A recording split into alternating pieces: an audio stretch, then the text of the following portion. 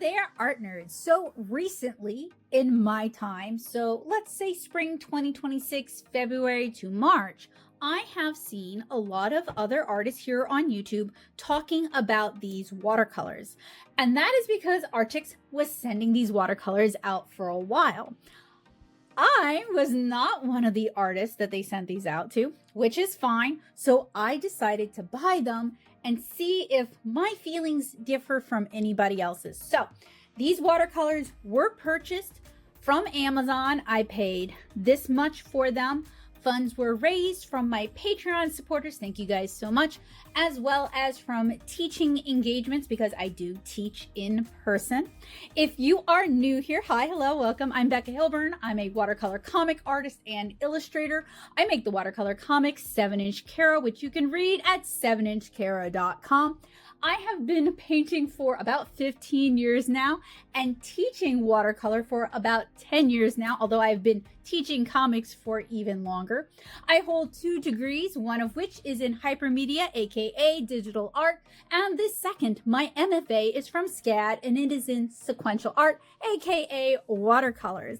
I love watercolors, and one of my big hobbies is reviewing watercolors and sharing what I find with you guys. So if you like my general vibe and attitude, if you like cartoony art and comics and watercolor, make sure you are subscribed and you click the bell notification, because I do this once a week, every week.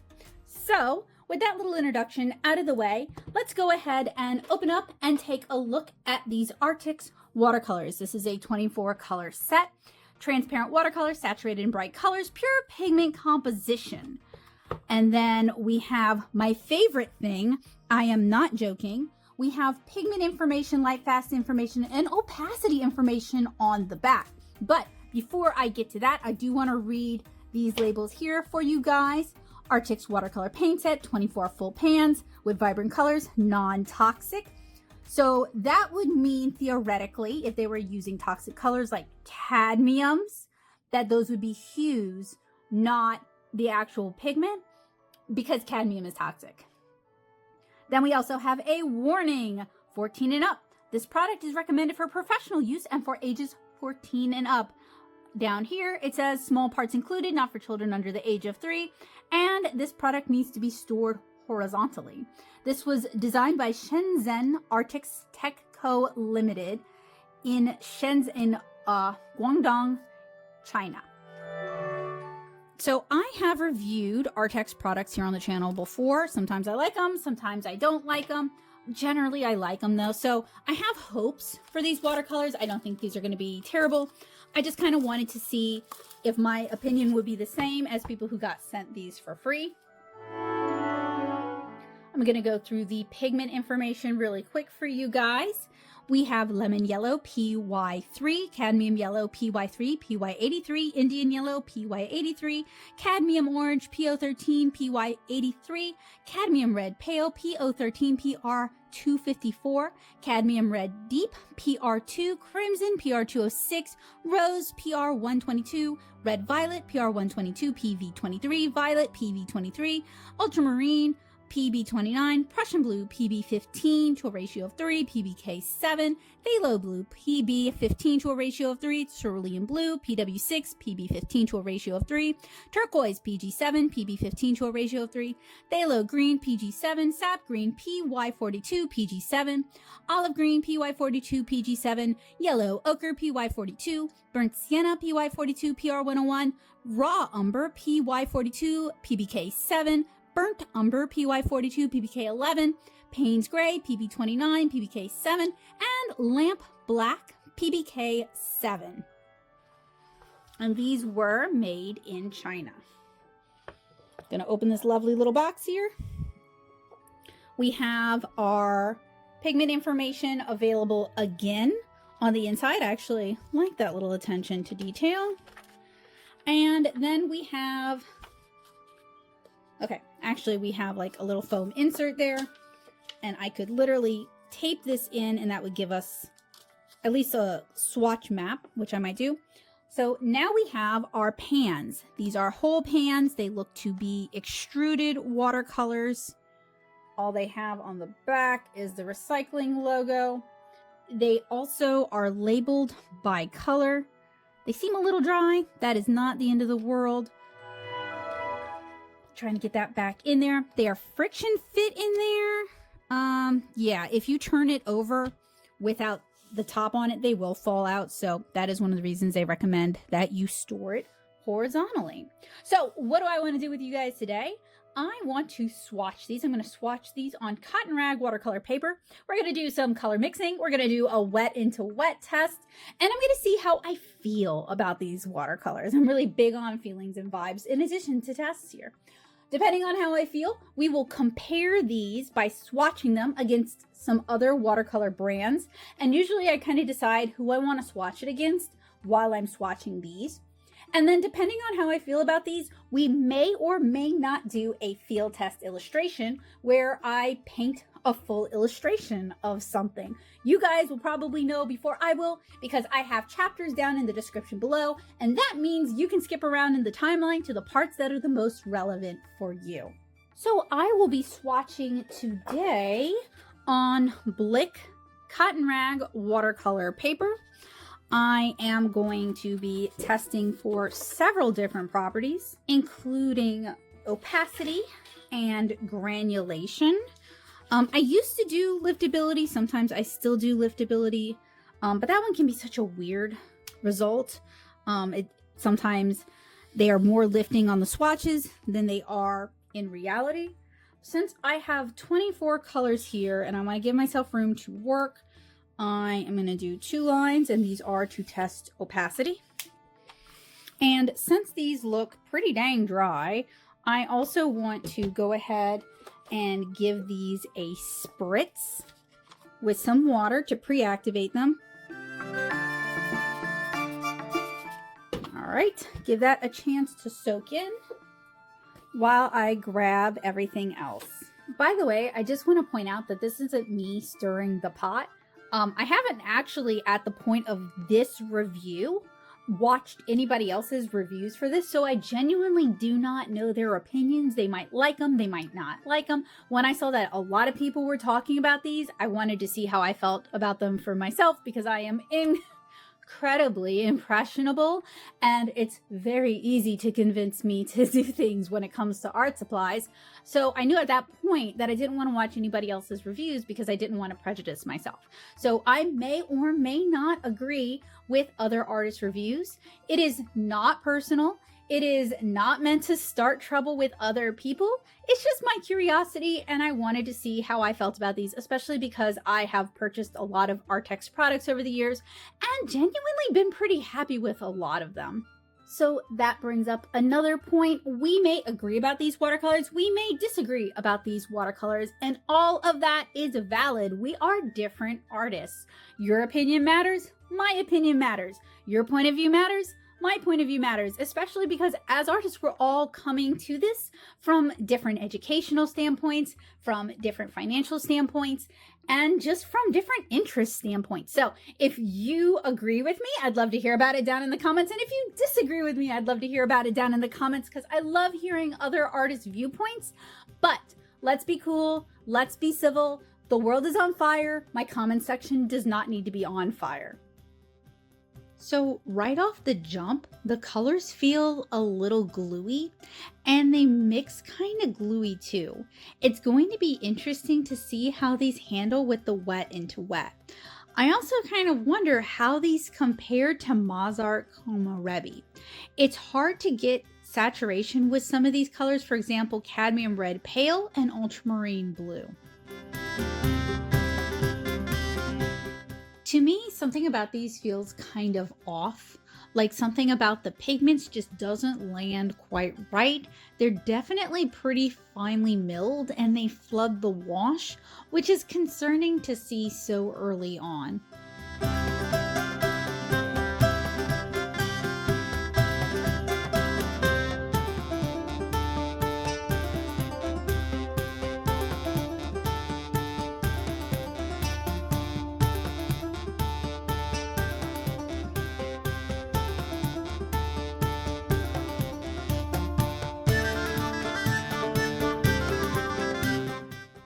Kind of mixed feelings about these.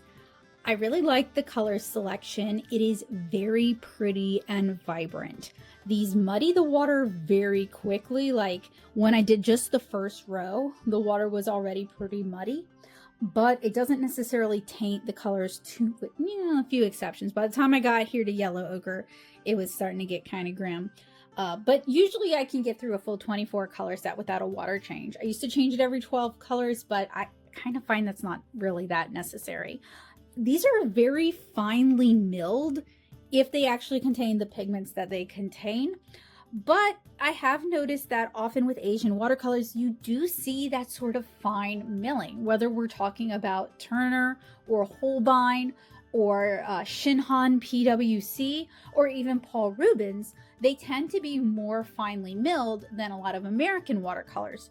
So I am trying to find some granulation. I think it's probably going to become more apparent when we do the wet into wet test.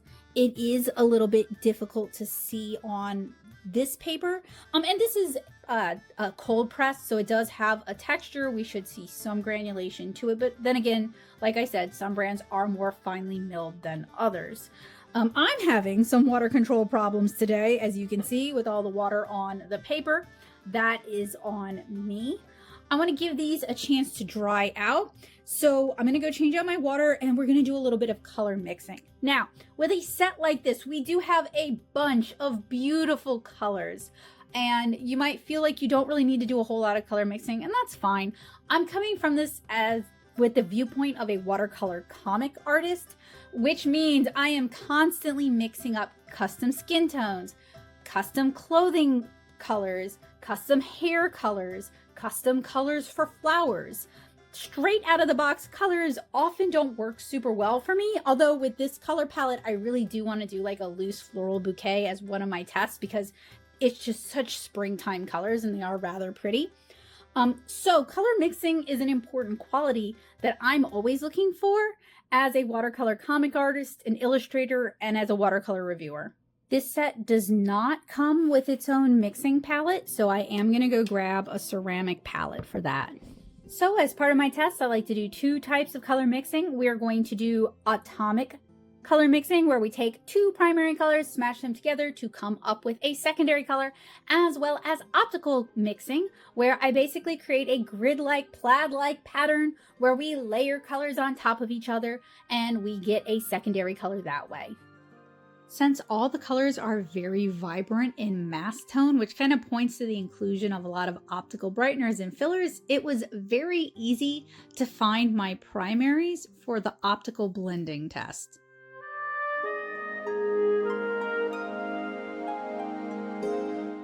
Before I get into mixing, I actually want to point out that I really like the layout of this palette, and this is actually pretty close to how I think about color chromatically. There's definitely some I would, like if I were resetting it up, I would definitely change it some, having the greens starting here, because I think of color kind of going out like that.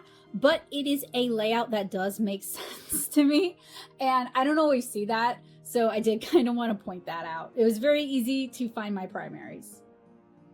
Remember how I said earlier that it's hard to get saturation with some of these, like cadmium red pale and ultramarine blue? That becomes particularly noticeable with our atomic color mixing. It's really hard to get vibrant, saturated mixes from some of these primaries. I felt like a lot of the secondary colors achieved through this mixing method were kind of dull and lackluster, and they just didn't really pop off the page the way I'd like to see secondary colors pop off the page.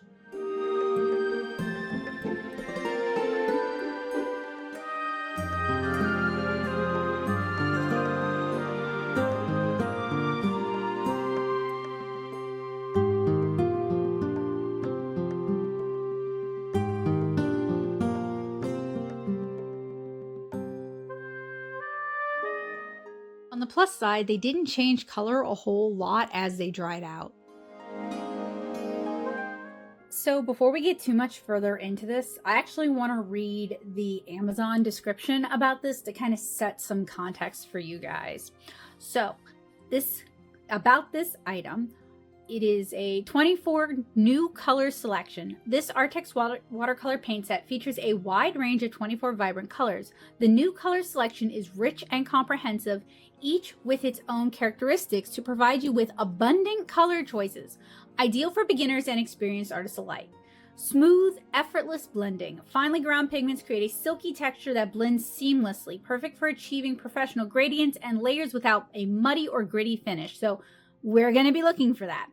Easy reactivation for consistent flow. Picks up smoothly with a wet brush for excellent color flow. Enjoy effortless control and consistent performance for everything from fine details to broad washes. One of the things I already noticed is these handle kind of gluey. I don't know if there was like something on top of it, but trying to pick up enough color for color mixing was kind of a challenge. Intense color and superior light fastness. Features a high pigment load for vibrant, lasting artwork. That's not what I'm seeing with that ultramarine blue, but okay. Tested for high light fastness, the blue wool standard, to ensure your colors stay vivid and resist fading over time. Professional quality and outstanding value. Delivers exceptional performance for studio work, sketching, and illustration at an affordable price. A non-toxic, acid-free formula makes it a safe and valuable choice. I already want to point out, if they are using cadmium orange, cadmium red pale, cadmium red deep, and these are the actual pigments, and I haven't double checked that against the pigment database, cadmium is toxic. I was expecting to see cadmium hues or just like, I don't know, other common colors for that. So I am going to bring up the Amazon listing on my phone like I do, because I've been having trouble doing screen capture on my computer. My computer's been reacting really weirdly lately.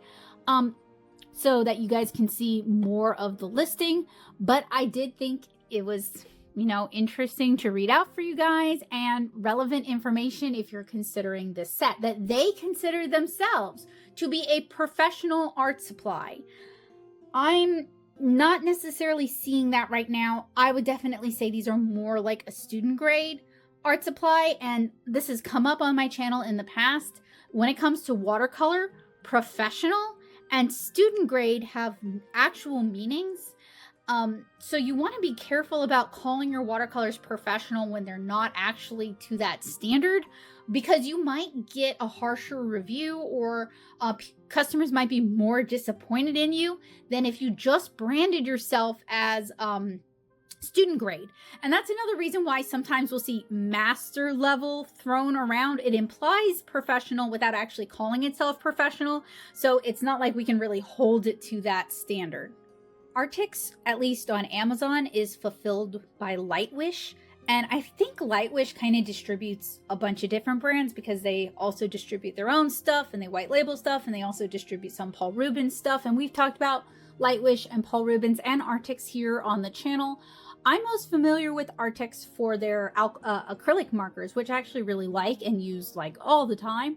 But they also make sketchbooks and alcohol markers and color pencils. And I actually have some of their color pencils that I've been meaning to review for you guys, and these watercolors. So they have kind of a range of things, and I'm not sure if they're white labeling from like Chinese manufacturers that we wouldn't otherwise have here in the US, kind of like Meiden, or if they actually manufacture their own stuff. Sometimes with white label products, it can be really difficult to figure out who's doing what. It's definitely kind of a case on who's on first. So while all of this is drying, I want to go ahead and do a small wet into wet test down here at the bottom, and then I will complete my optical blending test. So if you are new here, the wet into wet test is pretty straightforward. We're going to take some clean water. We're going to apply it to our Cottonrag paper. Sorry, there's a cat hair on the paper. Bowie's on the chair behind me. We're going to let some of it soak in, some of it pool, because we just want to test and see how the pigments handle on the paper. Then we take just a variety of colors and we start dabbing them in. We might note that the colors actually move quite a bit, as you see with that yellow. And I usually don't have room to do all the colors in a set, so I just kind of try to pick my way across the palette. picking up colors that I'm particularly curious how they'll handle. Like, for example, that red there, Cadmium Red Deep, doesn't move as much as the two yellows did. And different artists are looking for different properties in their watercolors. Some want a lot of oxgall, they want a lot of movement.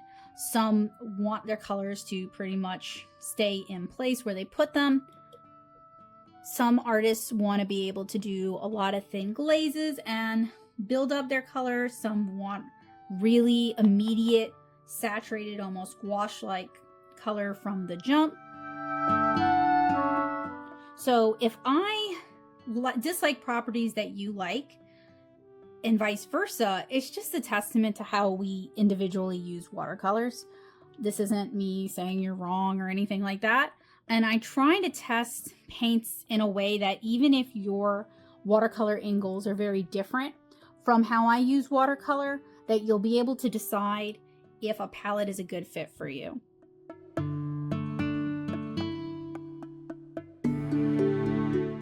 And I already want to compare these against the MozArt Komorebi set.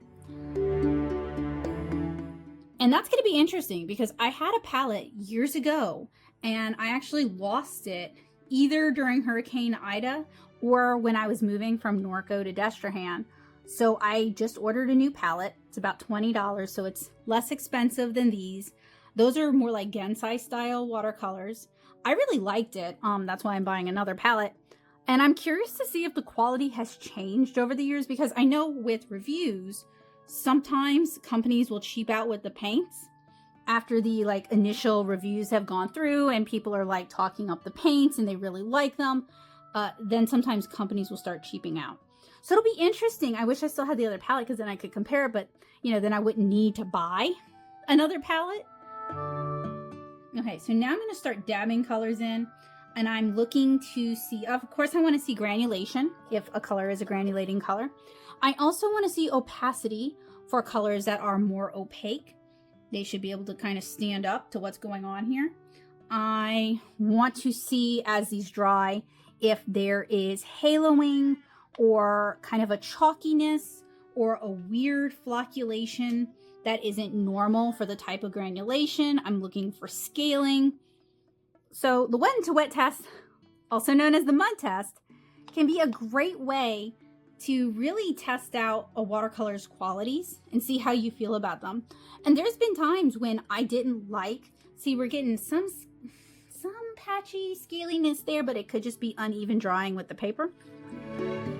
There's been times where I wasn't super happy with the watercolors when I did just straightforward mixing, but noticed qualities that I liked about them with the wet and to wet that made me decide it was worth it to do further testing.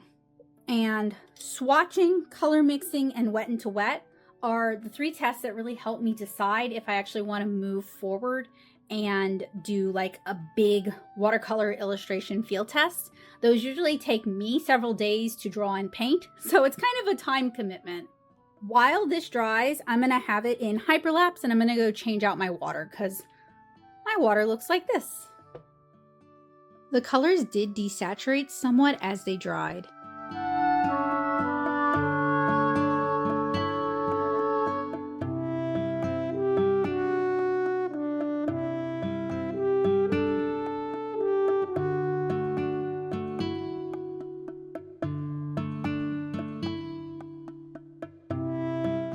For the most part, I was able to glaze primary and colors on top to create our secondary colors, but as you can see, some colors do reactivate with a glaze.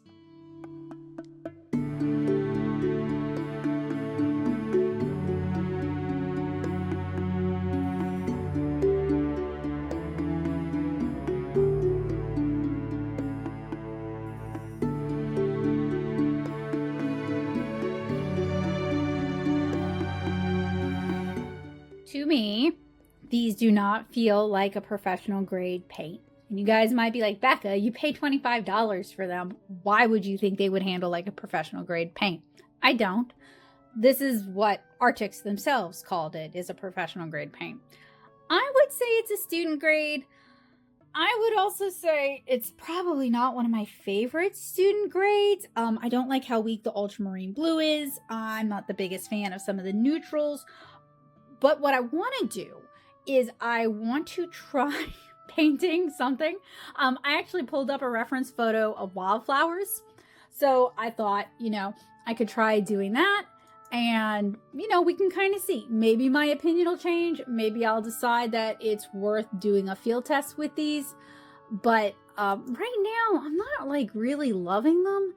And I just feel like they're kind of disappointing for what they are. And I guess Bowie agrees with that. To do a little wildflower field test, I'm going to swap this out for a Paul Rubens pad that I've been trying to use up because I think it's kind of starting to spoil. So as I mentioned earlier, I think this paper is probably going off. I was trying to do something kind of misty, atmospheric with a bit of a bokeh effect. And well, this sheet of the paper just wasn't behaving the way I wanted it to. So please don't judge these paints by this paper. I actually did multiple field tests to really try to suss out my feelings for this. I'm including it though, just because I like watching other people's art process. I like watching time-lapse watercolor. And, I played around with some techniques that on a better paper with better paints would have been a lot of fun.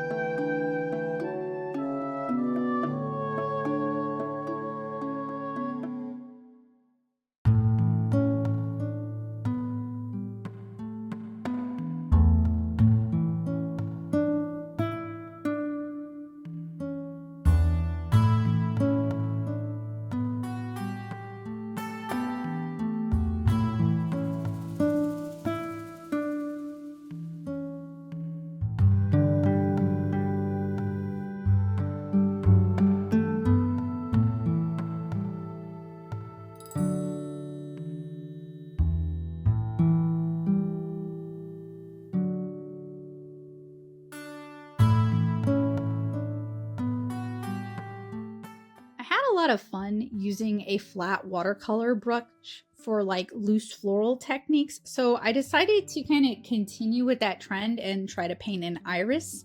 So this is a fresh sheet of the same paper. It just wasn't the one at the top. I still think it's kind of off, but like I said, I'm trying to use it up. These kind of remind me of a nicer semi-art palette. I'm not sure where that particular palette went, but I did pull out the Hannah MP palette for comparison, as well as the Meiliang 24 color palette. I also noticed that these are kind of weirdly gritty. They have some fun chroma while wet, but they dry kind of flat, sort of like the Derwent Inktense colors, which I also pulled out for comparison.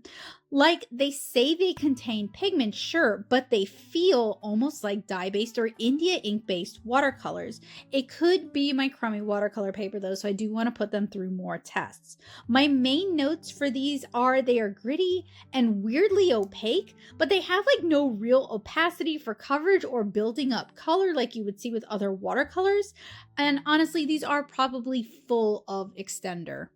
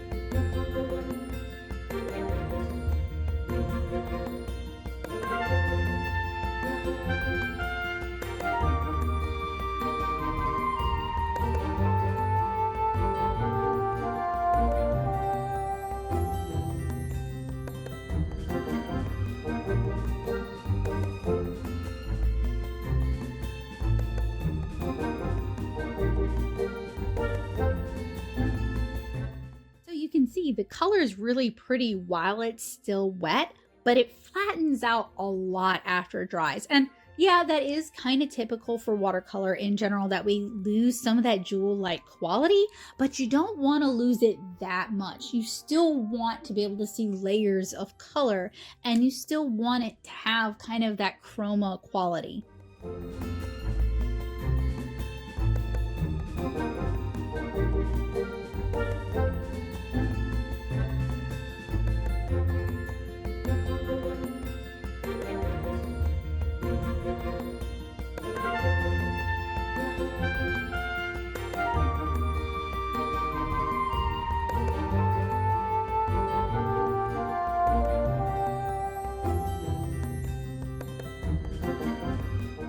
So with this yellow, I was hoping to add in some opacity and get some depth, like to make it look like those rounder leaves are on top of the blades of grass from the irises. But as I mentioned earlier, these are kind of opaque, but they actually carry no real opacity. So it makes it hard to build up color like that.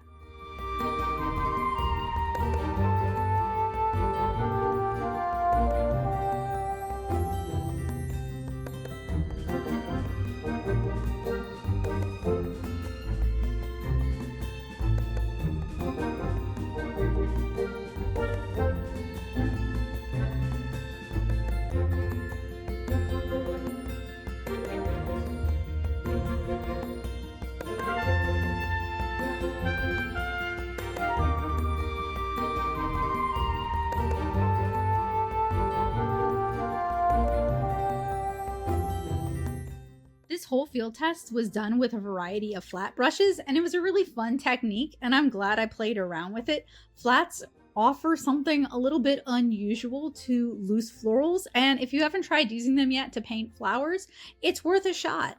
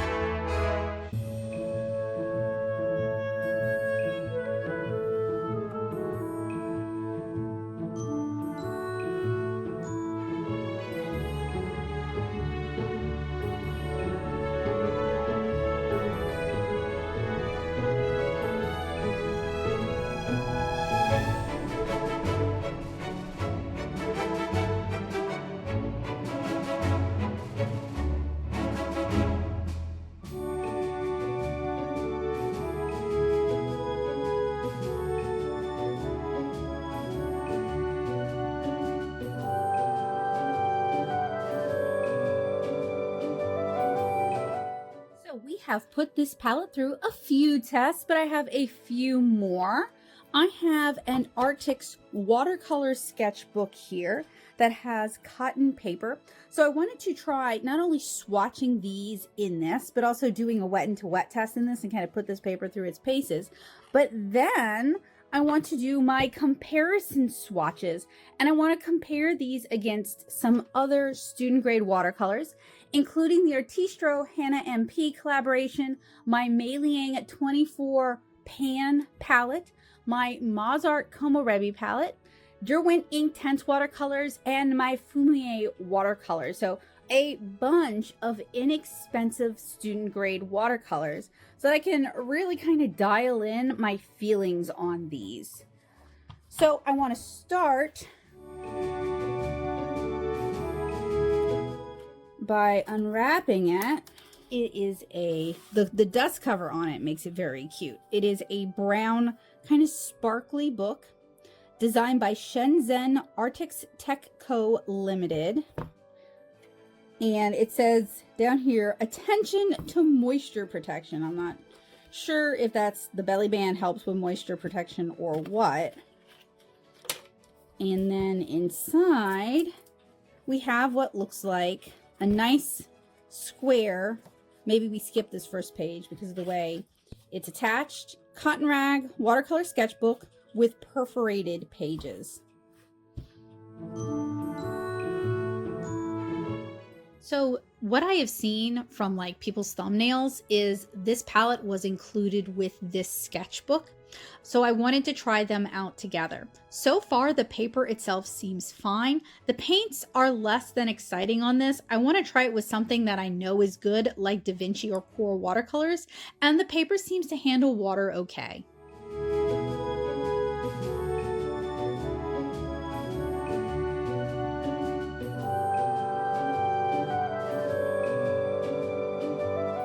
Since these were shipped together for so many people, I purchased them separately, and I'll have the prices down in the description below. I wanted to try the wet into wet test out on this paper as well. It didn't really perform better than the Blick, but I am happy with how this paper is handling, and I'm excited to try this out as a watercolor sketchbook.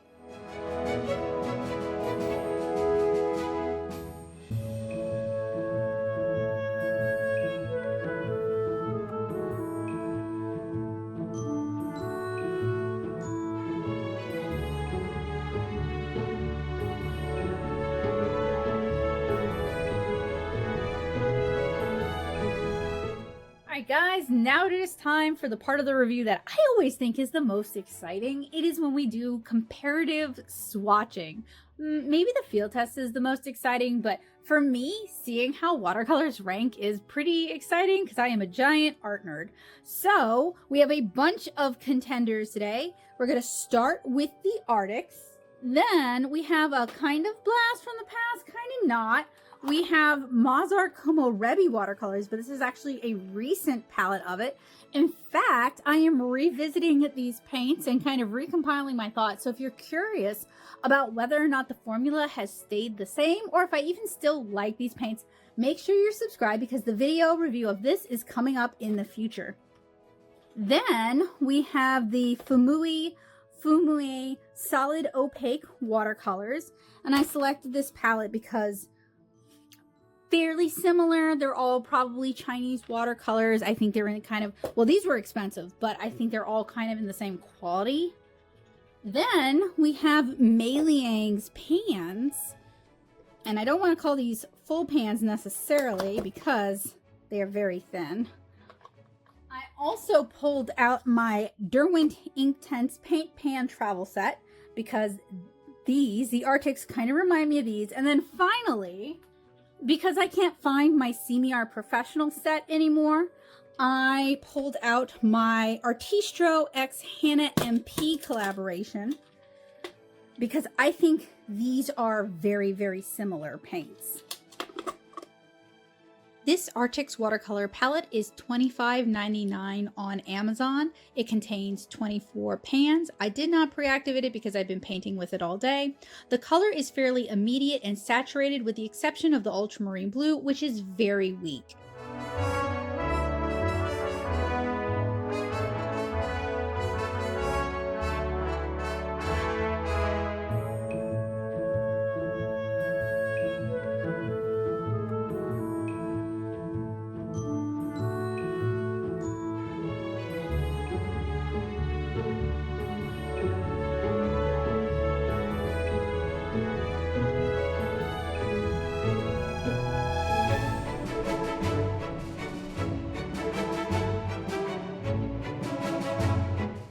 This MozArt Komorebi palette is $21.99 on Amazon. This is the newer palette. I purchased it so that I could revisit it because I can't find my old one.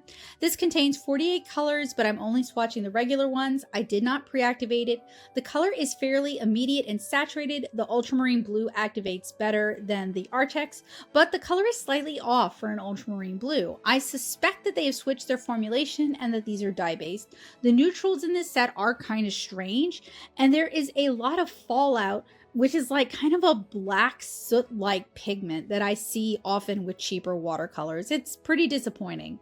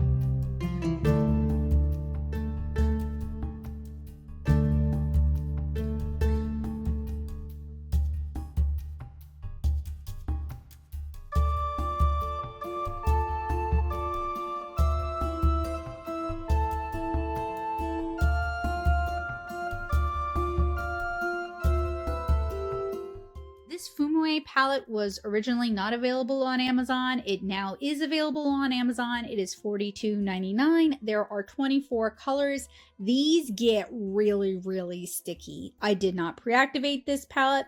This is the bright set, so it makes sense that the colors definitely lean in that direction, but it's not one of my favorite palettes, and it's definitely not one that I would recommend as a student grade palette.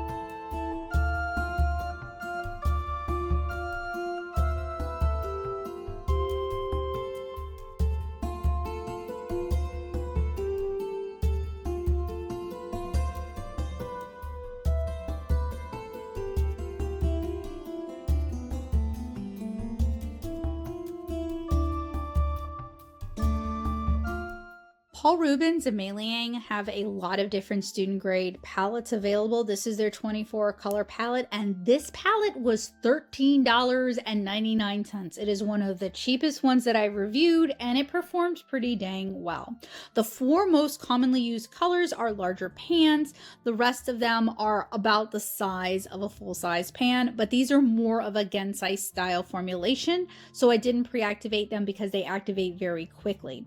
I feel like these are probably my favorite of the set that we're reviewing, but I will admit that even their ultramarine blue is kind of strange. Maybe China is sourcing this pigment differently from other countries, and that's why it looks a little bit different. I don't know. If you know, let me know down in the comments.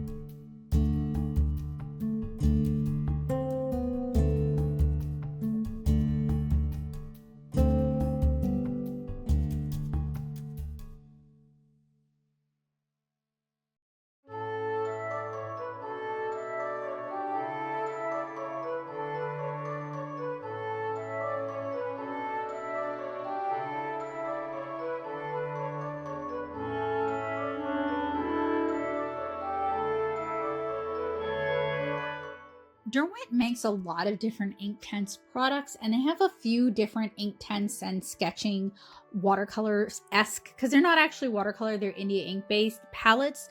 They're all, or most of them, of the 12 color palettes are under $30, with the 24 color palette being around $48.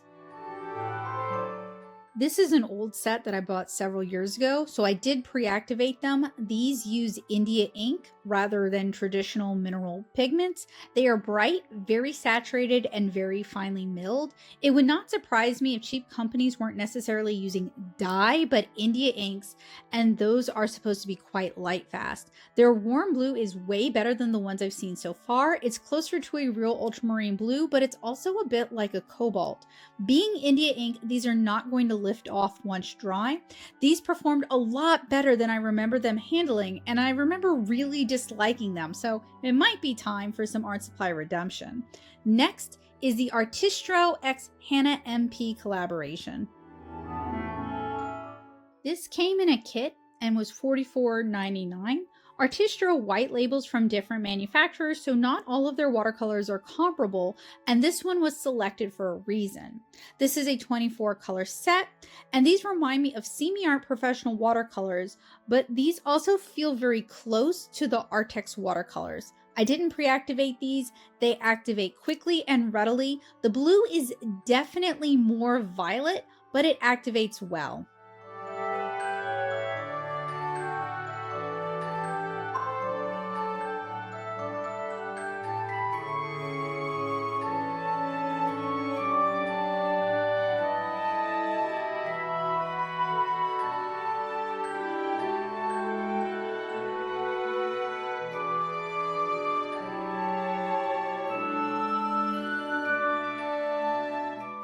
I wanted to try actually painting something with the Arrtx watercolors in the Arrtx Watercolor sketchbook. So far, this sketchbook seems to have decent paper, and I look forward to noodling around with it with nicer watercolors.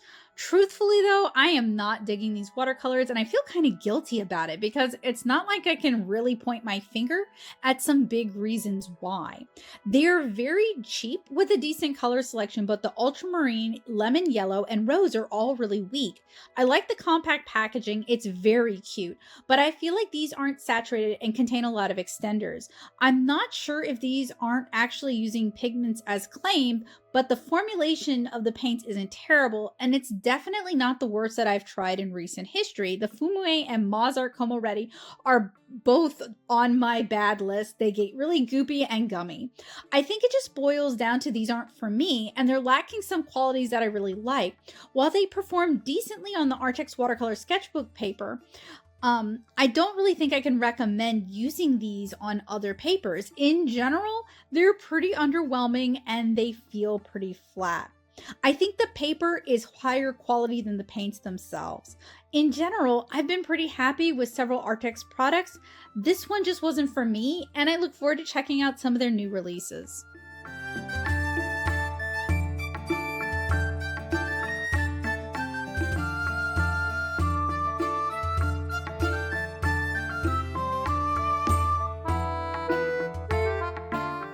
Wanted to give it another shot. I wanted to at least try painting a person with this. So we're still in the Arrtx Watercolor sketchbook. I sketched this using red lead and I inked it with my Sakura Pigma FB. And I'm just kind of loosely blocking in a background wet into wet just to see what the paints do, see how they dissolve, see how they layer. So I kept this very simple and cartoony. I wanted to see if I could mix a decent skin tone. I was able to mix a decent skin tone. See, you guys are gonna, this is just not for me, and I can't really explain why exactly, other than they feel kind of flat and they don't handle the way I typically want watercolors to handle. But they're not terrible watercolors, and I can understand if you bought this palette and you like it. In fact, I'd love to hear about your experiences down in the comments below. And if you bought the set and you don't like it and you can put your finger on why exactly, help me out here, friend. I put this through so many field tests and I'm still just like, I don't like how they handle. They're not really for me. They seem like they're full of extenders. Some of the colors are kind of weak, but hey, it's a cheap palette. What more can I expect, you know? And it really kind of makes me wonder then, am I being unreasonable in my expectations because it is a cheap palette, or is it fair to hold something that calls itself professional grade to a professional grade standard, even if it costs less than $30? Let me know what you guys think down in the comments. I'm really curious to hear what other artists and other art enthusiasts think about this and how you feel about it. I know we all have kind of differing opinions, and it's always cool to get some perspective and some insight from other artists. I mean, yeah, in the end, I was able to mostly be able to paint what I wanted to paint, but the paints didn't handle the way I wanted them to, and the colors didn't handle the way I wanted it to, and they didn't mix the way I wanted them to, and the colors didn't lift the way I wanted them to. So it was closer to the Inktense blocks than to a traditional watercolor experience. And I think that's where I'm getting like really hung up on this.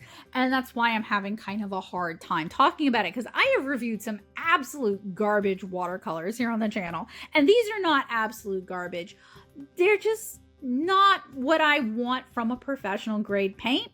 And they're not even really what I want from a student grade paint, because Meiliang makes better student grade paints than this.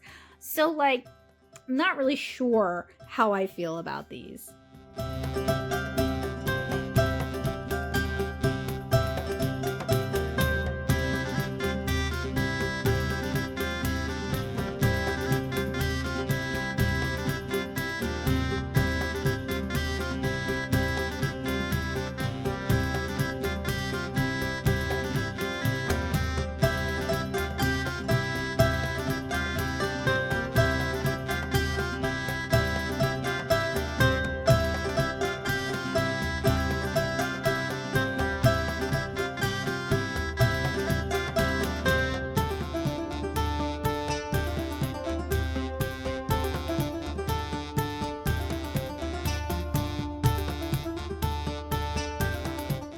Okay, so what are my pros and cons for these Arrtx watercolors? Let's start on a high note.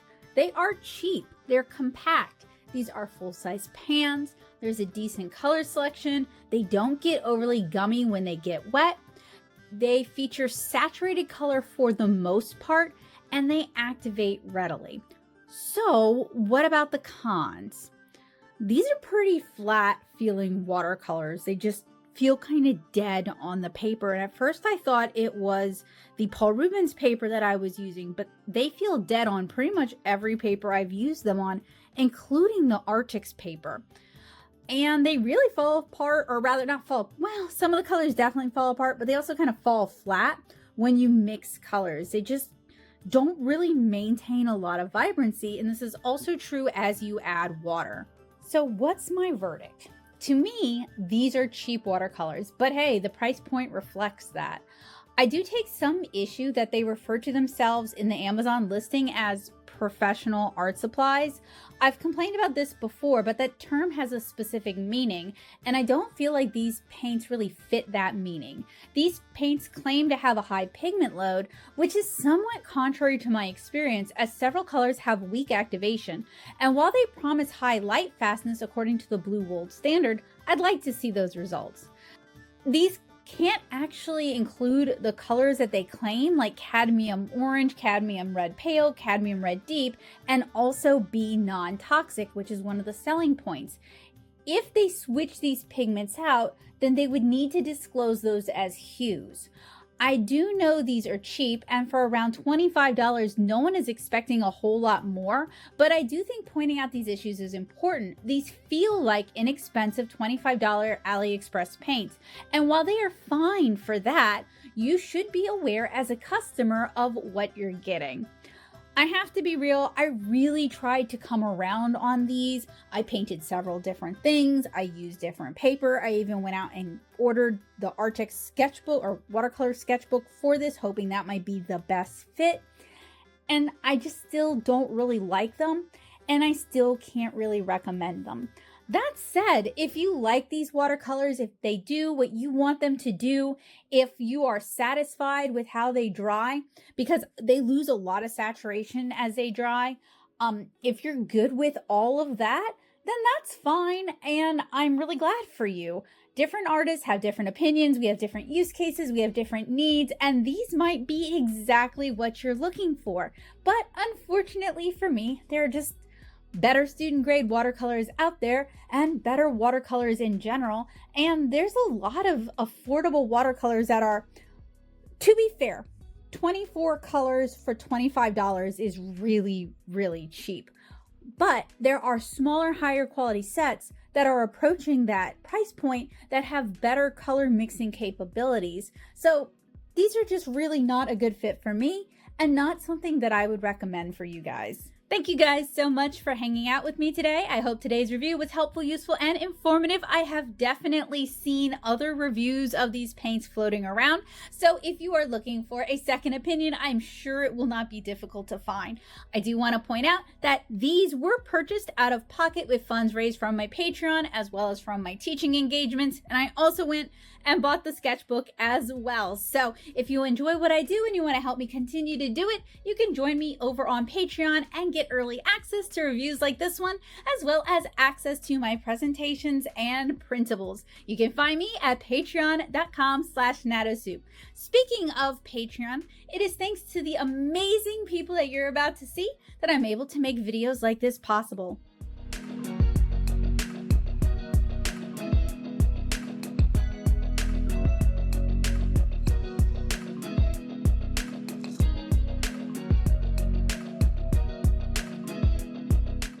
Thank you guys so much for joining me again today. If you found this helpful, useful, and informative, make sure you leave a thumbs up, and I'd love to hear from you guys down in the comments below.